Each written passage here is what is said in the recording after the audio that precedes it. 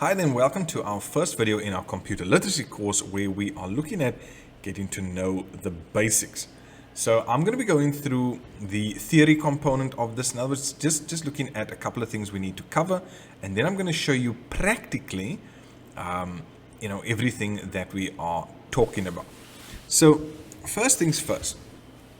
When it comes to computer literacy, we need to ask the question, well, what is a computer? And you can see from the examples there, we have a laptop, we have a tablet, and we have a smartphone. Okay, so these are the basic examples that we are going to be using throughout this course. Now, many of us are familiar with these. The only one that's missing is the desktop computer. Okay, so there we have a laptop, smartphone, and tablet. Here, on the other hand, we have what's known as the desktop computer. Now, again, I'm going to be taking you practically through these, but just have a look at the difference. You'll see with your laptop, your keyboard there, your screen over there, and you've got a mouse pad here are all built into one device. Your tablet has a keyboard, a touch screen, everything built into one device. Your smartphone, you can type on the screen, you can message on the screen, you can, scroll through Facebook on the screen, all of those things, but everything you need to do is built into one device. When we look at the desktop computer, you can see the monitor over here is a separate piece of hardware, right? The keyboard is something separate.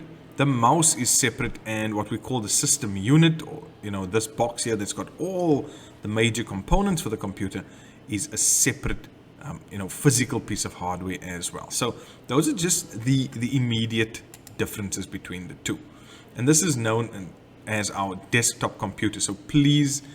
Already now you start to see the difference between a desktop computer and then what people use, in terms of laptops, smartphones, and tablets. These are all what we call multi-purpose devices. Okay, why do we call it multi-purpose? Because it can do more than one thing. So if you think about the ATM machine that you go to, what do you do there? You go there to withdraw money, right? It performs one particular task. Your washing machine at home, it performs one task. If it does anything more than that, if a washing machine allows you to wash and dry, then it would fall under being a multi-purpose device. Now think about all of these things, especially on your smartphone. Can you watch videos? Yes, you can. Can you listen to music? Can you message? Can you take a photo? Can you, shoot video? Yes, you can. You can do it on all of these things.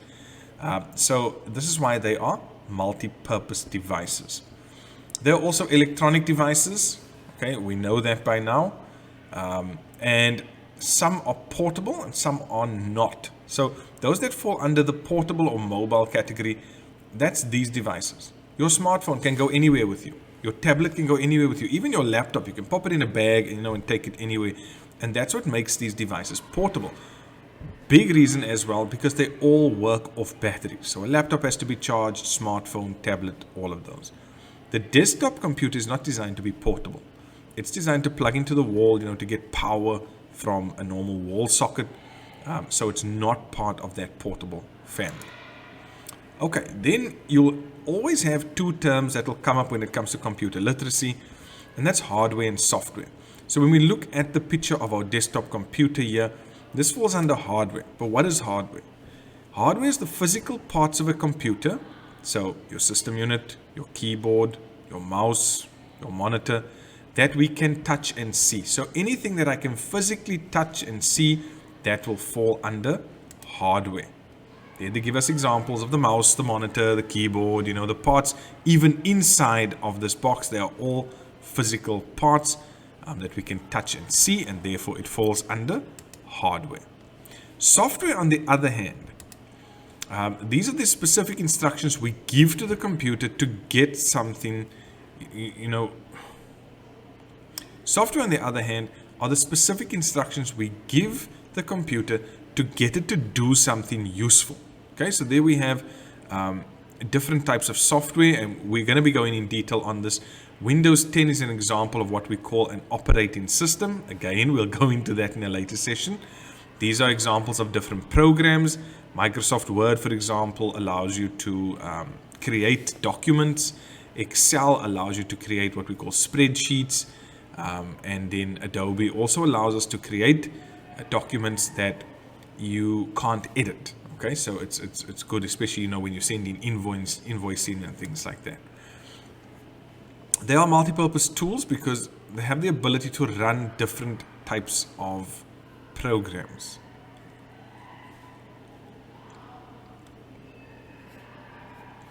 So some software falls under the category of being multi-purpose tools because they allow you to run different types of programs on them. So think about your smartphone. Your smartphone has an operating system. Now, I'm sure many of you would have heard by now, when you buy a smartphone, they'll tell you it is an Android device. So what that means is it's the Android software that is running on that smartphone that allows you to do a number of things. It allows you to run WhatsApp on it. It allows you to run Facebook on it. WhatsApp, Facebook, Instagram, all those things, even the games on your phone, those are all examples of software, right? They are programs that are running within your Android or your Windows, whatever phone you have. Now, why would a smartphone be regarded as a computer? Because when we think of a computer, we think of a laptop, desktop, we think of a tablet, but why would a smartphone be regarded as a computer? Well, apps enable it to do much more than just make phone calls. Now, some of you might remember the very old phones like the Nokia 6210, 3310, 5110. They could literally only make a call, send a message, and you play Snake on it. Okay, that was the extent of it. Now we can see what the phones can do. Our phones can shoot video. Our phones can take photos. Our phones can record voice, it can record music, it can do all of these things. So it falls under being a multi-purpose device, and because it allows us to do so much more and it can run other programs on it, it's now regarded as a computer. Now, this is important because when we ask the question, well, how do computers work? And we look at the theory around this, just understand this.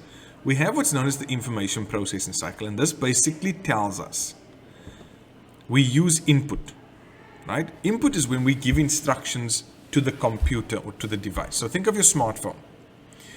When you switch it on, when you type in a message, what are you doing? You are giving an instruction on the screen for that device to do something. You are putting something into that device. When you type on the keyboard, you are putting something into the PC. Okay? Then we have the processing of data. This simply means this is when you are typing and you now decide you want to throw in an emoji, or you're busy typing out a document and you edit the document a bit to make it look smarter, more professional, things like that. This is also where the hardware of the device. So all those things in that box, right? All those things work in there to allow you to continue to do this input process. That all takes place there. Then from there, once you're done, typing your message, taking a video, typing a document, anything like that, you're then going to decide to do one of two things. Number one, you can save it.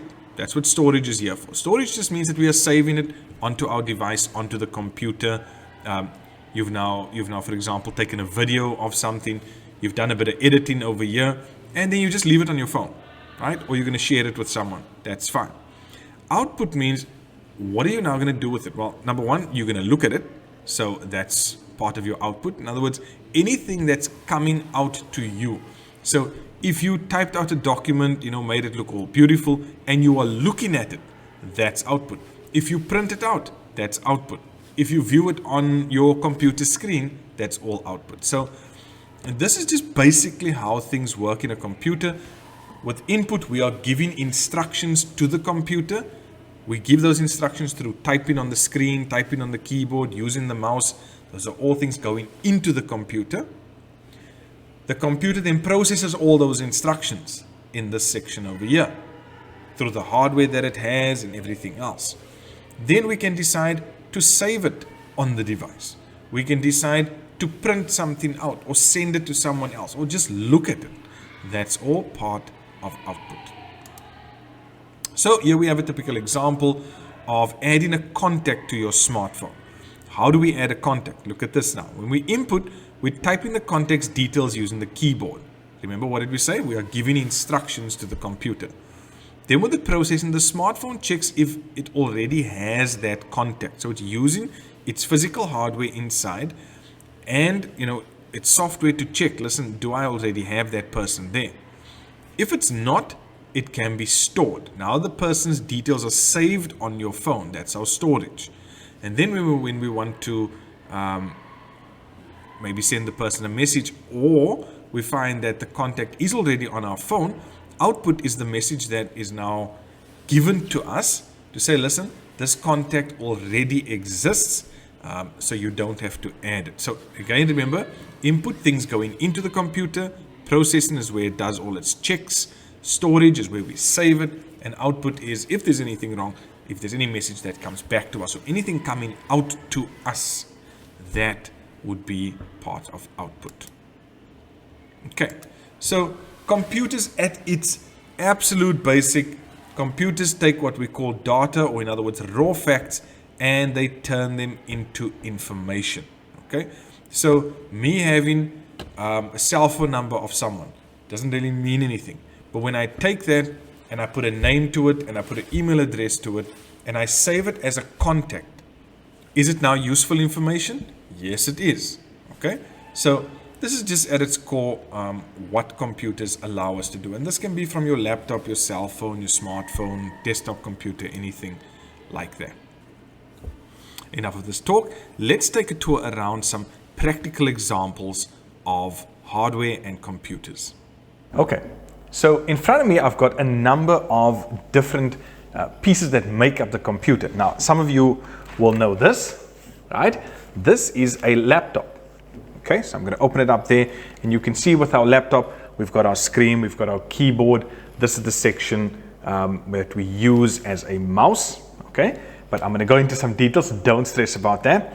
That's our laptop. But when you think just of a traditional computer, most of what you look at or think of is this box behind me.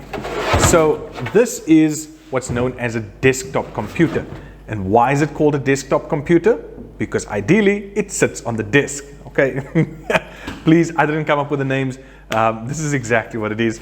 But this is what we call in CAT a system unit. And the reason for that is all the components that are needed to actually run the computer, the hardware, in other words, physical devices, physical components, are in this case.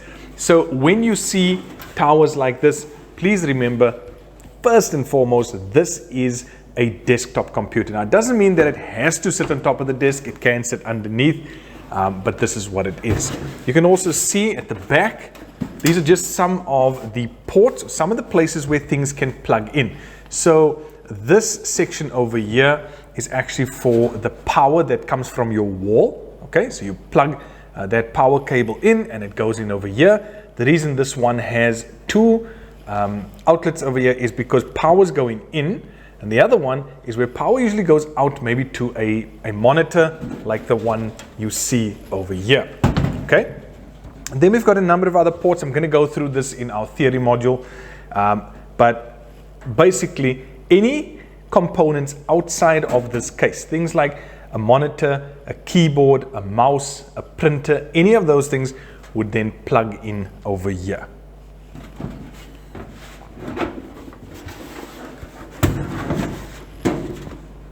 So on the front of our tower, and I'm just going to use this, please, I'm going to use the term tower or system unit, okay, just so that you understand. You can see over there that we've got a big power button, we've got two other slots that we can plug things in with, and we've got two small round ports as well. Not going to explain that yet, we're going to get there. But for now, the first things first, just know this is your system unit. This is where you're going to switch the computer on. Generally, you'd have another smaller button that will restart the PC. So let's say something's gone wrong, everything's frozen. You can press on that and it will force the computer. It will force the computer to restart. So again, when you think of the computer, right, we're talking about everything that's inside this box, our system unit. That's why we call it a system unit. But it also needs a few other things. So here you can see we've got our screen, okay, or what we actually call our monitor. Now the reason we call it a monitor is because this is something extra to our box, okay? So we've got our system unit over here, and when we talk about a monitor, we're talking about an external or something outside of the system unit. When we talk about a screen, generally we refer to something that's built in. So when you think of your cell phone, we don't talk about a cell phone monitor, we talk about a cell phone screen. Why? Because that screen's actually built into the physical device. So if I look at my laptop over here, you can see I've got a keyboard. This is where I'm going to type everything out. I've got what looks like a mouse pad over here. And then I've got my screen. Now, can I call this a monitor? No, I'm going to call this a screen. Why? Because it's built in. And you can see with laptops, you have a screen, you've got a keyboard, you've got a mouse, all of that built in to one device. And it's designed in such a way that you can close it, it goes into a sleep mode, and you are able to use it wherever you need to. Now, a big difference between your system unit, your traditional desktop computer, and your laptop is the fact that your laptops are portable, which means they work on a battery, right? They work with a battery. Here at the back, there's actually a battery inside here, and this is why you charge your laptop. You don't charge this device, right? These system units or your traditional desktop computers, they plug straight into power, and that is why if you switch the power off, these babies are going to go off. Whereas your laptop will still work on its battery for a specified period of time. Depends what you are actually doing on it. So with that, now that we know this is the system unit, this has got all the components in it that we need to actually have the computer functioning, and we've got our monitor over here. We've also got our keyboard and mouse. Now I want to take you a little bit closer to the mouse. Okay, so when we look at our traditional mouse, you can see over here, this one has a cable, right? It's also got two buttons over here and a little wheel, what looks like a little wheel in the middle, okay? You'll also see underneath, we've got what looks like a little light panel over there. So this particular mouse, or a mouse, allows us to select items on the screen. So when we've actually, switched on the PC, we've gone into the PC, this allows us to click. And you can see we've got a click on the left side and one on the right side. Now, when we click on the left side of the mouse, that is to select objects. So if I want to open a folder, if I want to click on the Windows button or anything like that, select anything, I'm going to use my left click. However, if I want to see the options on a particular item, I click on the right hand side. So please remember, left is to select, right is to display the options for that. Now my little scroll button over here, you can see that. My little scroll button there is exactly what it's saying. When I go to websites or I'm looking at a document or things and I want to scroll up and down. On our smartphones, what do we generally do? We just swipe up and down. With this mouse, I can just move on the scroll bar over here. With a mouse, I can just move this scroll button up and down and it'll do exactly the same for me. As we go into some more detail on these devices, you can see this one connects to the computer via a cable. Here's our traditional keyboard. You can see it is connecting via a cable. And the whole idea is this is what is known as a full keyboard. So we have our letters, we have our row of numbers up here. We have different function options. That's why they're named with an F, right? Function 1, function 2. We've got different buttons over here, and then a number pad that allows us, just to quickly and easily type numbers. So this is your full keyboard, and this is sort of the size of a traditional keyboard. So remember those ports that I spoke about at the back of the computer? Well, the keyboard and the mouse would plug into those ports. Now this one has two in front, which means it doesn't just have to plug in at the back. If there's something wrong with those, it can plug in to the front as well. Now, if we look at our laptop over here, you'll see again the screen is built in. The keyboard is built into this design, and this over here, the section over here, is our built-in mouse. Now, how do we know that? Well, we've got a pad here that allows me to move my finger, and it will move the mouse on the screen. I've got a left click and a right click, just like a traditional mouse. Okay, so that's one of the big differences between a laptop and a traditional desktop computer. With a desktop computer, you've got all these extra bits and pieces on the outside that are connecting to the system unit. Remember that? System unit. Whereas with a laptop, we've got everything built in to one device. And this is why a lot of people go for the laptops, simply because of the convenience that's associated with it. But again, it depends on what you are going to be doing with the device. Doesn't matter if you have a desktop or laptop, it just depends on what you are going to be doing with it.